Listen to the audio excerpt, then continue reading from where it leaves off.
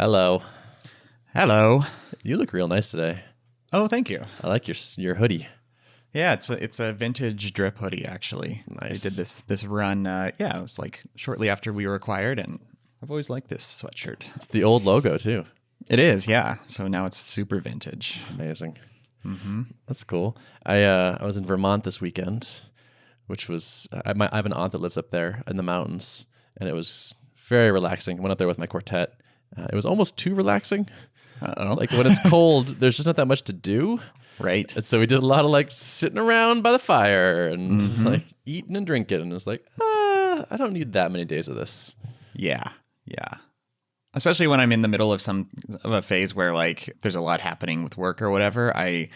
I need those types of breaks, but I need them in smaller doses than maybe other times where I'm more in the mindset of like, let's take a bunch of time and relax. You know? Yep. It was kind of nice to disconnect from everything. The weekend before, I had worked over the weekend a good bit, so it was kind of nice to just chill for a little bit. But yeah, I don't need that much of that like you. Yep. Is it cold where you're at? We're in the middle of our polar vortex It's not right as now. cold. It's almost 30 here. Okay. Yeah, it's almost 30 below here. So Jesus, wow. Is that why I literally see skis in the background of this shot right now? oh yeah, that was not intentional, but yes, I mean it's too cold to ski for sure, but it'll be up to 37, so that's like a, I don't know, 60, 70 degree swing almost. Wow, that's crazy. By the weekend. So, yeah. Well, stay warm. I know, even for Minnesota, this is kind of, people are kind of freaking out. You know, schools are closed. A bunch of like grocery stores are just like not open today. It's kind of crazy. Yeah. Well, don't die. No, I'll try not to. Stay inside, perhaps. Yeah. That's so cold that if your heat went out, you're in trouble. Like you got to do something about it. Like you got to go somewhere. I got an email from the building I live in. Luckily, it's a newer building. It's like, has new heating units and stuff. But still, they're like, have a backup plan, have a plan B just in case, and they're like, keep your heat up at a certain level because if it drops too low, then it could be hard to like get your heat back up just because there's so much cold air hitting the windows. Yeah, it's pretty crazy. Okay, well, we talked about the weather. Yeah. I always have this voice in my head when we're doing the the catch up. Are people just skipping this? Is this like boring or is it, Tweet at us. Tell us if this is boring. I don't know. One guy told me this one time. He was like, I don't like that part. It's not good. And so I always have that voice in my head, but I don't know. Yeah. We could just start talking about work right off the bat. We could, but I don't know. We're humans. Let me catch up a little bit. Yeah. Let us talk. Come on. Jeez, people. I'm trying to talk with my friend Derrick here. Mm-hmm. All right. So let's talk about work. All right. All right. So I did a fun thing this morning. I've sort of always thought that as far as like hard workers go, I am not remarkable. Like I think I am maybe a little bit above average in like direction, like choosing strategy and picking what to work on. And then like probably average or maybe a little bit below average on like actual just like horsepower of like making myself show up and just put in a bunch of time. And so those have like averaged together to be like seemingly good enough most of the time. But I've never been like super impressed with my own ability, particularly on just like the show up and get stuff done part. I came across this site and service that I found kind of intriguing, and I tried it, and I have an experience report. So there's this company called Ultraworking, and they run this thing called the Work Gym. And so what it is this morning, starting at 7 a.m., I jumped on a Zoom call with like 20 other people that are all there like with work to do. And there's a moderator, and you do kind of like Pomodoros. They call them cycles, but you do 30 minutes on and then 10 minutes off for 4 hours. And like during the breaks, the moderator would answer questions or like review people's. So they have this is a pretty nice spreadsheet that they give you, which is like, all right, here's how you plan the next cycle and what you're going to get done. And then like afterwards, like you rate like what was your energy level like, what's your motivation like, and generates these like pretty graphs and things like that. And I found it like really, really satisfying. Like I got a bunch of stuff done this morning that I had been meaning to get done for a while, and just kept like saying like, oh yeah, I got to get that pull request done. And like I had by the end of it like 3 really legit meaty PRs done and inbox 0, and had like knocked off a couple little other things. Wow. Yeah. You're like sitting on a call the whole time while you're working? Yeah. And so like the moderator would be like, all right, it's 7:20. We're getting started right now. I'll give you a 2-minute warning 28 minutes from now. Good luck. Get at it. and like then just mute themselves, and everyone would work, get stuff done, and then like, all right, 2-minute warning, find a good place to stop, and then like, okay, the time's up. You have 10 minutes. Feel free to go do what you want to do. If you want to stick around, I'm going to be offering tips on this or answering questions and whatnot. And so it wasn't like anything like revolutionary, but I had like actually just pitched this idea without knowing this was a thing to Adam the other day, like basically the same idea.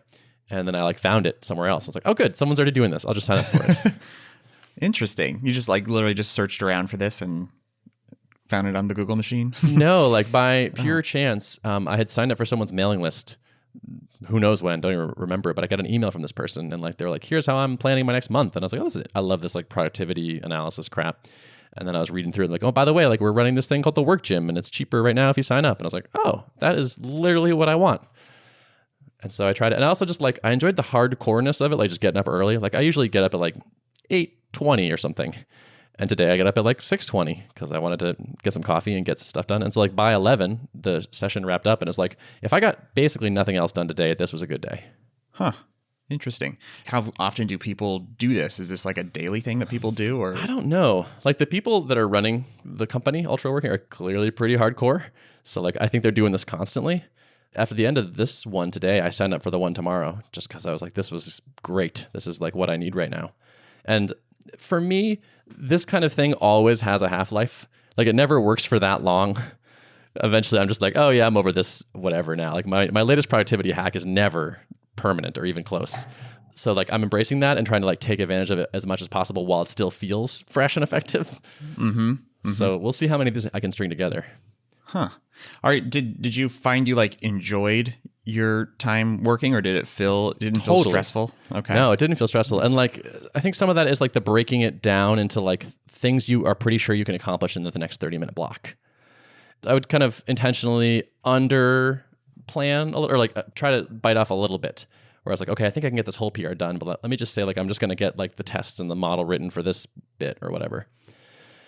And so like most of my work cycles, I got everything done that I wanted to and then had time to do a little bit more. And like there's just this really nice thing, which is like you finish the cycle and it's like, okay, like rate, did you complete the target? What was noteworthy? Were there any distractions? What do you want to improve for the next cycle? And then you plan the next one. What are you going to accomplish? How will you start? Are there hazards present? And there was just like this nice, like I got into like really nice rhythm. And I think that like introspective, what should you be doing and why is really valuable. So like I feel like it helped me on kind of both those fronts, like the strategic and also just like the show up and like, okay, now let's just crank, let's go. And there were a couple times where I forgot I was on the call, and then the person would be like, all right, 2-minute warning. I'd be like, oh yeah, we're still doing this. It was a little bit like having a trainer. It's just like at the gym, like work, and they'd be like, all right, stop, now take a break. And they're like, all right, we're getting started again in 2 minutes, get ready, like make sure you're all set for the next cycle. And it was just, it felt really good.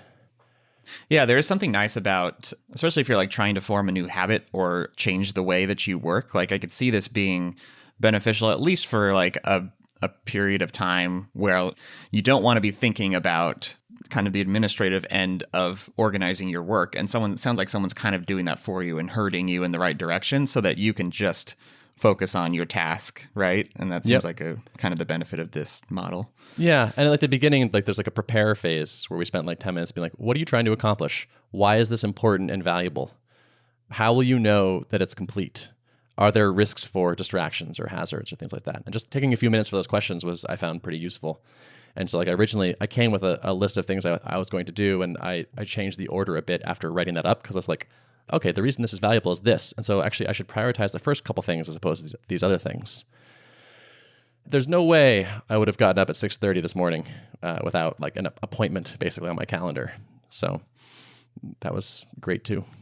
Nice. Do you think this kind of thing would work for like if you're doing a really creative task that may require like multiple hours of thinking, or is this better for like more bite-sized administrative type tasks?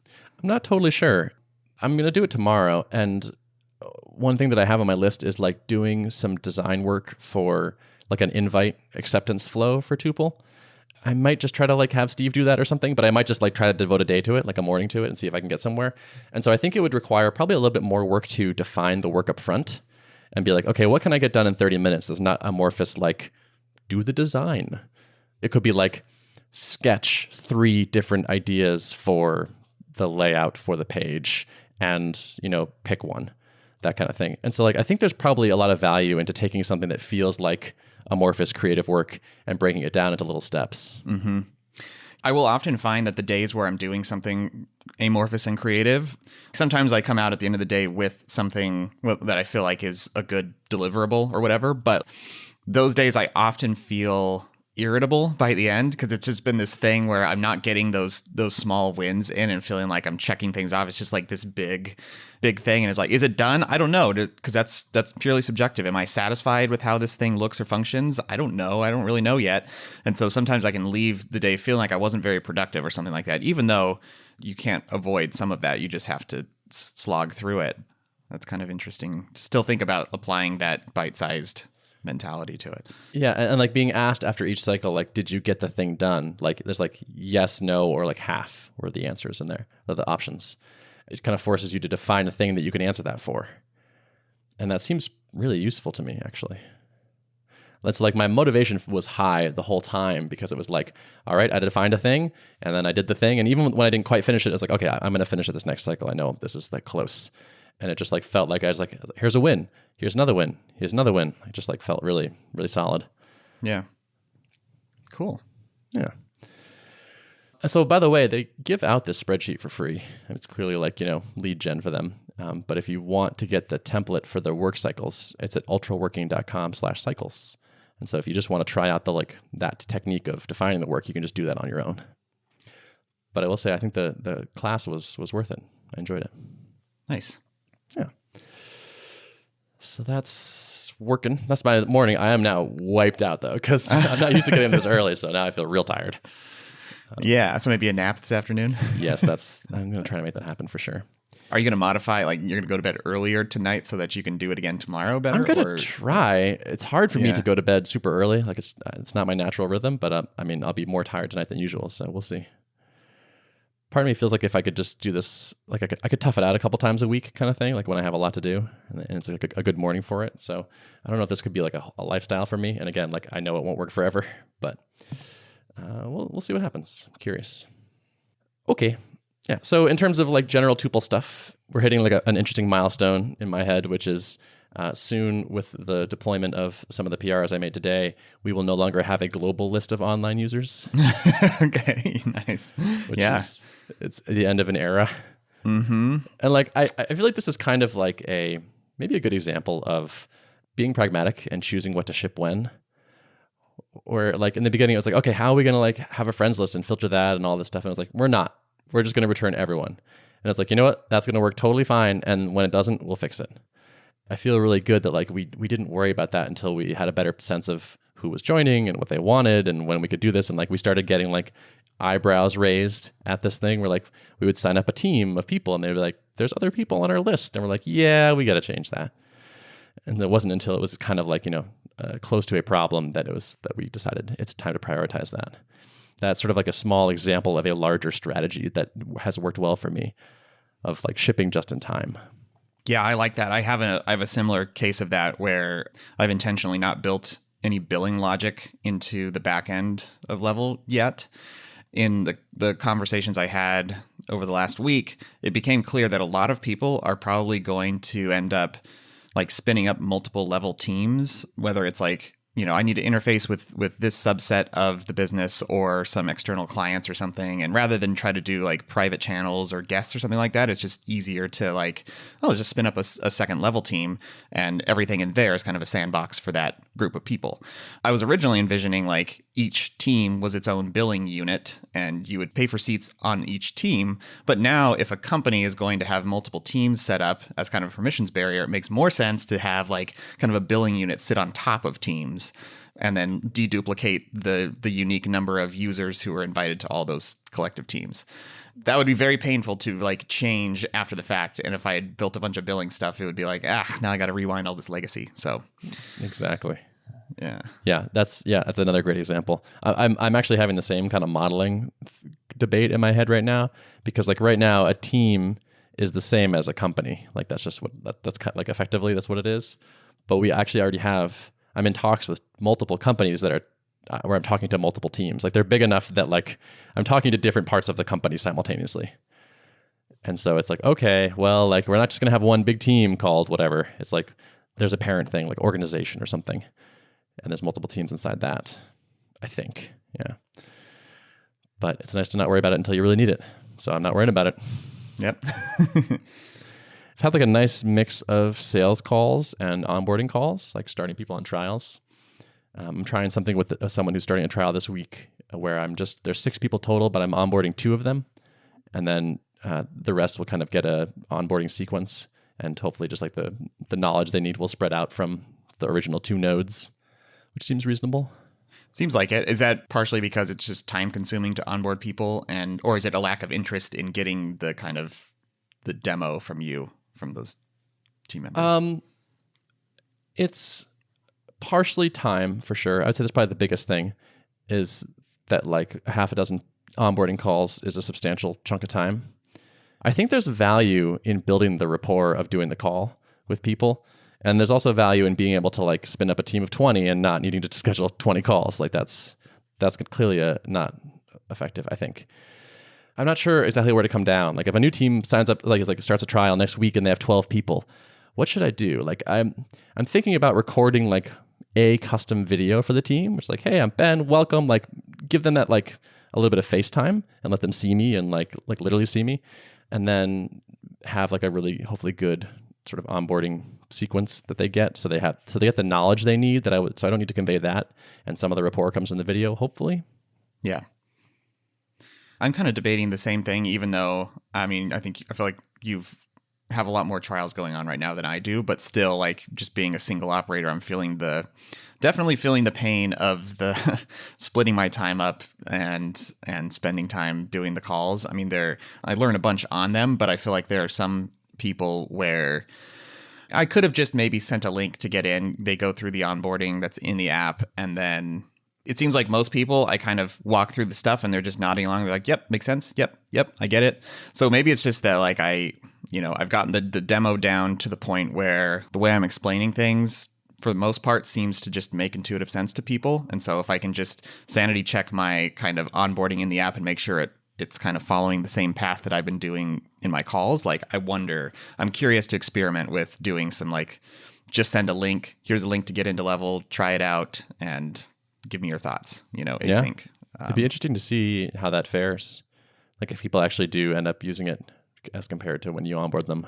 That's the thing I want to do. I remember hearing that somebody, I think it was Atlassian or someone, had a customer success team or a sales team or something, and a fully automated version of that same process, and they just benchmark them against each other constantly. Like what's our conversion rate from trial to paid for each of these? And if the automated one falls behind the manual one, they treat that as a bug. Like, okay, what do we need to do to change the automated one to fix it? I really like that. Cool. Mm-hmm. Yeah, at a certain scale, I feel like you could really get some statistically significant data around that. It would take a pretty good amount of volume, I think, going through. But yeah, someday. Yeah, someday really maybe we'll see. And there's also just the question of prioritization. Like, is doing 10 onboarding calls the best use of my time or your time? Don't know. That's what we got to figure out. Mm-hmm. That's where the big bucks lie, is that choice, exactly. I think. Yeah. But even if it proved that you were 15% more likely to get a trial out of if you onboard everyone, is that the best? You don't know still. I'm trying to just be comfortable in the lack of knowing, where everything feels up in the air right now, where it's pricing and onboarding and next feature and all this stuff. Everything is very amorphous at the moment, or I have a lot of question marks, and I just kind of keep writing in my journal, just don't worry about it. You'll figure it out. Keep testing stuff, see what works. It doesn't matter that it's right now. That's not the goal. It's okay, I need to figure out the ideal price immediately. It's no, you don't actually. Just keep experimenting and learning stuff and trying to see what works. Mm-hmm. That's the only way to really learn, is by doing stuff, and that's prime example from my demos. The very first demo I gave was very different than the most recent one I gave. Before, I was inviting people into the product earlier in the demo, and that would I found that people started to get distracted because they were poking around on their own and not really paying attention to me. And so I've just refine. And I think that's, that applies to a lot of things that we do. So you just got to do it one step at a time, Totally. Yep. And I keep being like surprised by results of testing things. So I want to just keep making sure I keep exploring kind of widely and discovering interesting things. So I've started a wait list for trials, and like I've gotten a couple people to prepay for the first month to get on the wait list, which is just awesome. Like I wouldn't know I could do that if I hadn't asked. But some people are just like, yeah, that's fine. It's like, we'll just get this taken care of ahead of time, so we know that the payment works and it's not going to be a nightmare to get you to pay me. And anything I need to fill out, we'll fill it ahead of time, kind of thing. So nice. Wow, that's really good. Are they going to get a trial too then, or does their billing start as soon as they're in? Like they've paid it starts for that right month? away. Wow, very nice. So it's sort of a trial. It's more like, I guess it's just actually a prepay. It's a paid trial. It's a paid trial. Exactly. Yeah.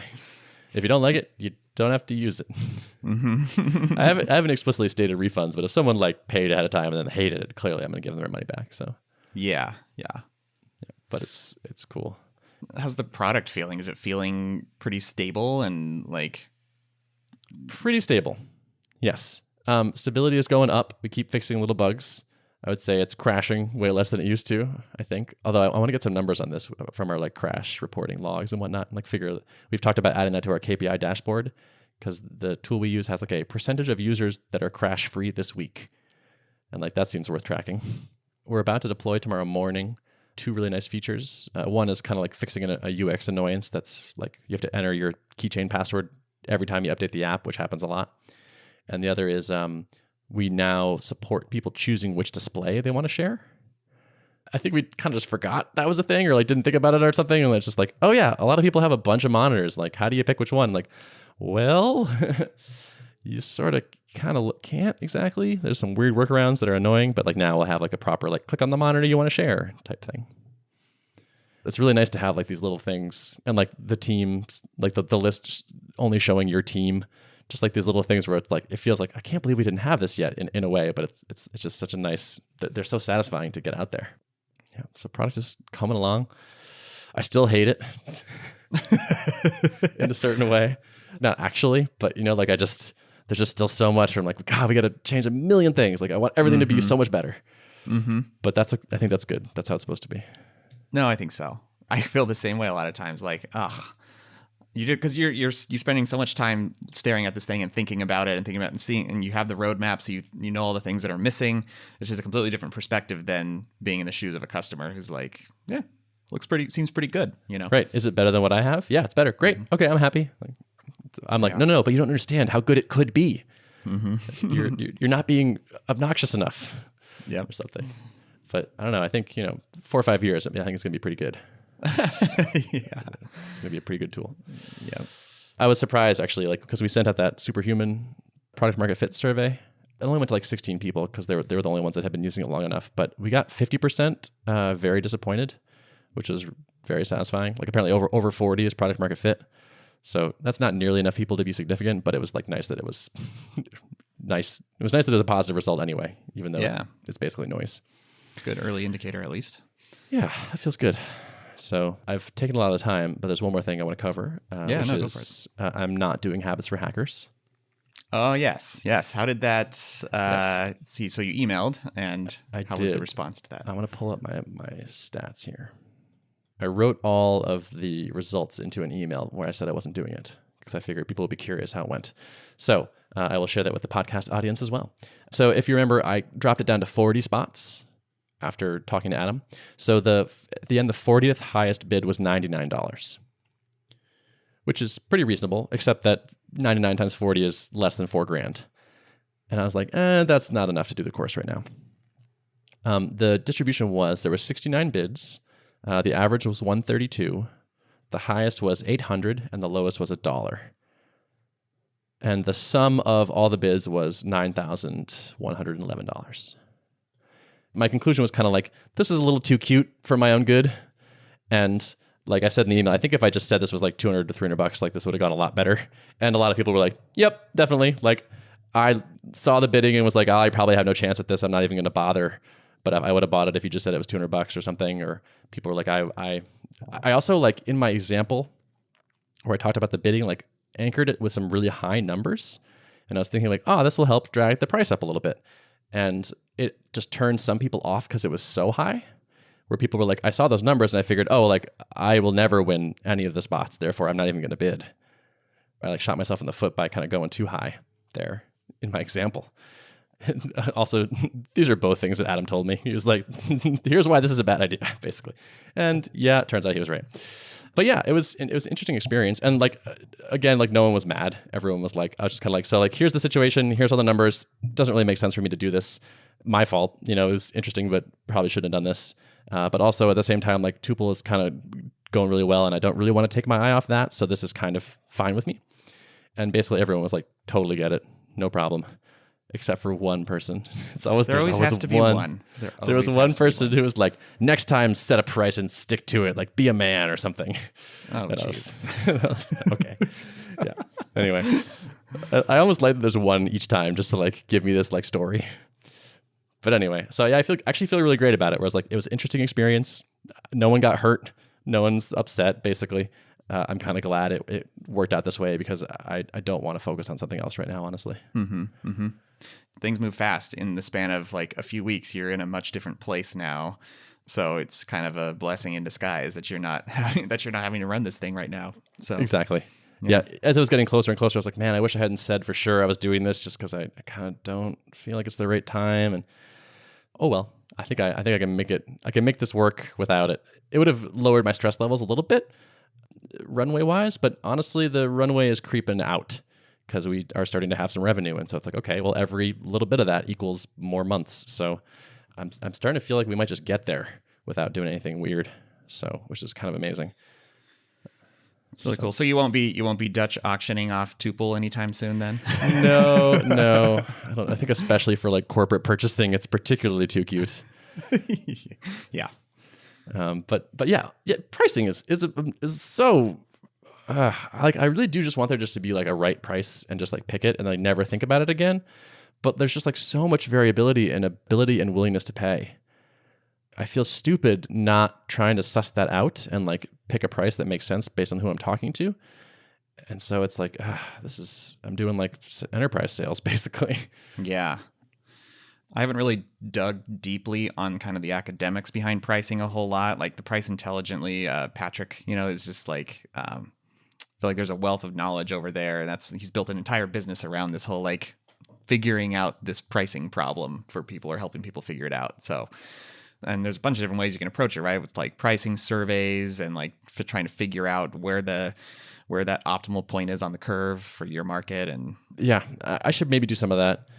I probably should, because there's so much there's a lot of emotional parts to it right now where it's like, it feels kind of painful to tell someone the price and then have them react negatively or like we can't do that, like no way kind of thing.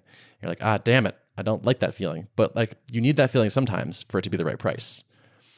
But like I have an aversion towards it a little bit, so it's tricky. Like am I just talking to the wrong people? Like when someone pushes back, I'm like, is this just not valuable enough to you? And I should stick to my guns and not take you on as a customer? Or should I drop the price a bit because you are a great customer, but like you just can't quite afford this price point? But then do I look weak if I just cave when you say it's too expensive? And like, what is the play here? So there's an equation where it's like, are they a good fit otherwise as a customer? And then what's the optimal pricing for them? So you're like solving for one side of the equation. You're either saying like, you're a good fit, so I'm going to try to give you a price that you're satisfied with, or the other way around, I'm going to set the price and you're not a good fit if you're not cool with that price. Right. And it's hard to go that direction because you start to doubt, like, am I just trying to charge too much or something? Exactly. Yeah. I mean, that's kind of a good argument, which is just like, we want the people as customers for whom this much is worth it because you want the solution badly enough because you'll use it enough. It'll help us weed out the people that are kind of more casual and like don't care that much or don't care about the things that we care about or like aren't unhappy with their tools. So it's hard to know what to do. But again, I'm just being comfortable with that. I just wrote it down where I was like, you'll just keep trying stuff, figure it out. Don't sweat it too much. It's not an emergency. I don't need to figure this out immediately by some date or something. Mm-hmm. So yeah. And you can always change prices, which is the kind of thing a lot of people think of them as static. Have. Yeah. Oh, and I know you're one to experiment with pricing as it is. So for sure. Yeah. I have a range now where like I know roughly how people respond, but like where we are within that range is like I'm varying a lot just to get data points basically. Yeah. So anyway, that's it for me. Good stuff. Yeah. Well, it's good. Anyways, I don't have much to report. I mean, it's been mostly my last week has been, finishing up most of the calls. So I just have a few onboarding calls left from this first cohort. Yesterday, I spent some time kind of taking my notes from my notebook and putting them into a Trello board. So now I have like a card for each person who's in the pipeline at different stages, because I'm doing all like manual follow-up with people. Like a lot of the trials are kind of not set in stone on when their trial end date is. It's like, okay, let's follow up in about 2 weeks and I'll touch base with you. So, I've been trying to come up with a kind of a loose way to organize that stuff, which it felt good to kind of get it all down so I could see. I mean, I realized that there are quite a few people who didn't make it to the actually booking a demo slot on my calendar stage who had been sent the invite link. And so I should probably be kind of like circling back with those folks and either nudging them to try to book a slot on my calendar, or possibly giving them the option of a self-serve trial too. Like I might end up doing that. So I wonder if those people who aren't booking the time, like if you really want them that much, like if you have to push them pretty hard, are you likely to get good feedback from them? That's true. That's a good point. And that's why I've kind of been on the fence about like, I want to put some effort into this. I know that people's email inboxes get cluttered and things get lost or whatever. So a little bit of follow-up is probably warranted, but I don't want to have to try too hard. That it's just like, I would bump it once with them probably. Yeah. And if they don't respond, just assume like they're not ideal for you. Yep. Totally. Yeah. And actually the kind of the tricky thing is all these people are people who put down a prepayment. So it's kind of like, you paid some money. What do you want to do about this? It's I wouldn't phrase it that way. Well, no. But that's what's going on in my head, Yeah. Yeah, but I just mean like I wouldn't be like, oh hey, like if you don't want this, should I refund you? I feel like they purchased the option, and it's on them to cash it in. Totally. Oh, I did ship something this week. Finally, I teased it last time, but the simple integration where you can post a message to an endpoint and it'll post it into a channel or directly to a person in Level. That is V1 of that is shipped. So like it, technically works from Zapier now. You could get anything talking to Level, which is kind of feels good to get that out there. And I hope that'll be like I hope it'll be a good answer to the people who their predominant use of integrations is kind of centralizing notifications that are relevant to a whole team, which in my calls has been, that's like the majority use case for integrations is like, yep, we want like anytime the master branch CI fails, we want all the developers to see it in the channel. So like, So have you announced it to people? I have it in my change log so it appears in the app, but I'm also, I have a few other small things that I'm going to ship, and then I'm going to send out an email to everyone, just like kind of rounding up the latest updates to all the people who are trialing. Will you be able to tell if people are using it? Yeah, I can at least tell in the database. Like I don't have good administrative reporting on that, but I can definitely like check in on usage and stuff. Yeah. Oh, and then one more thing I'll mention too, which kind of was like just a high point for my week, even though it was a tiny thing. Seeing a tweet from somebody I had never talked to. He was just on a team with someone who's trialing Level. Just tweeted like, "Hey, I've been using @powered by Level, and it's so great." I'll just read his tweet because he's read it. Celebrate. Yeah, this is not a huge deal. It's just one person giving like an unsolicited praise to the product in public, but it just felt significant in my head. I was like, felt really good to see it. He said, "Have been playing with Powered by Level for a few days in a side project. It's such a wonderful alternative to Slack / constant interruptions. It's not even funny. Excited to see how it progresses." Yeah, that's great. So, well, you have someone who loves you. Yeah, it's not like this person was necessarily like a fan of the podcast and just kind of a fan of my journey in general, and so he's just like, being nice to me. It's like it's someone I've not conversed with or met. He's just like on a team that someone's using Level with. So that's awesome. That's a really good sign. Yeah. Like if you can make a stranger love you, you could probably make 10 of them love you. Exactly. If you can get 10, you can get 100. Yep. And then IPO later, eventually. Yada, yada, yada, IPO. Yep. Yeah, exactly. And the rest is easy. Mm-hmm. Cool. Well, that's great. I'm glad you brought that up. We should do celebrations. Yeah. That'd be a good thing to do, like have a little gratitude moment segment. Mm-hmm. I'm going to try to think of some stuff for next time. Cool. I'm full of gratitude lately, to be honest. Yeah. Life is it's kind of awesome these days. Mm-hmm. Cool. I think that's it for me. Sounds like you're done too. I'm good. Yeah. You know what? I need a nap. Yes, go take a nap. Yeah. I'm going to drink a coffee and Okay. try not to freeze to death. Yeah, please don't do that. Yeah. Wear at least one more hoodie. Yeah. The layering is just ridiculous when I go outside now. Underneath Derrick's hoodie, he has another hoodie. It's like Russian doll thing, you know. Exactly. Hoodies on hoodies all the way down. That's right. Startup life. Yep. All right, my friend. Good to talk to you. You too, man.